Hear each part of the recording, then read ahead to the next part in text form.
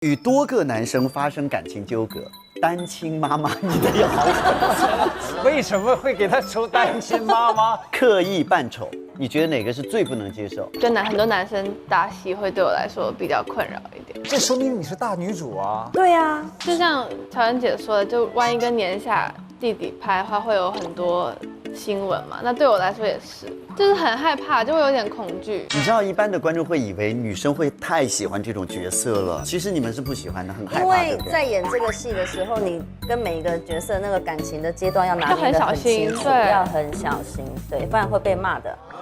单亲妈妈和故意扮丑的角色呢？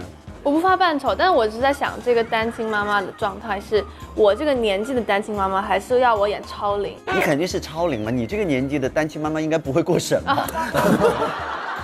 就像乔恩姐说，你没有这个经验，很难去演超龄太多的，就会很吃力，所以我会先想要扮丑。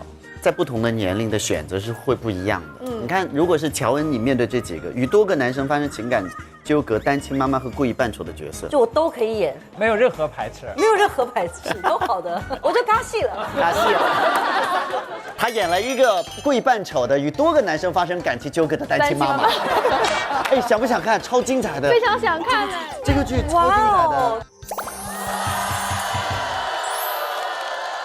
有网友呢总结说，乔恩每上一个节目都会有一个特别的收获。之前呢就是去旋风孝子，然后收获了和妈妈相处的时间，对，参加《我们来了》，然后拥有了曾经的好友谢娜邓，一票好朋友像嘉玲姐啊，嘉玲姐、老西嘛，奚梦瑶嘛，燕燕。然后呢，参加这个勇敢的世界，也是有好朋友像 Justin 啊、程潇啊、杨迪就是杨迪呀，同时还非常的瘦，减肥中，而且他享受那个节目，享受到每次跟我讲说太好玩了，说何老师你一定要来，太好玩了，太好玩了。但是呢，有人说他收获最大的是女儿们的恋爱，对，收获了一份感情。后来我又发现，当你公布的时候呢，粉丝们不是很开心，你自己有想到吗？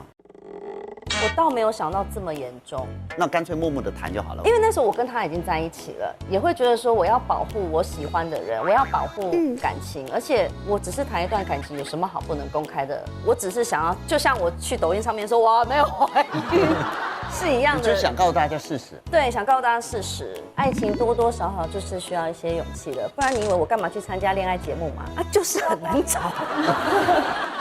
所以现在是幸福的。对啊。他也不在北京啊，不在，那就是异地。我们有一套我们自己的相处的方式啦。我觉得我运气还蛮好的，我碰到一个很好的人。他讲到这个的时候，他的脸然后眼睛都笑笑，哎，冒光。那你平时私底下跟他也是那么甜的吗？好幸福，一脸。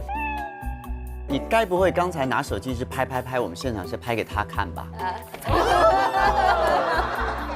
他跟我说你录什么节目嘛，然后我就想要拍一下那个工作的状态。所以你买这个杆是专门给他拍素材用的？不是啊。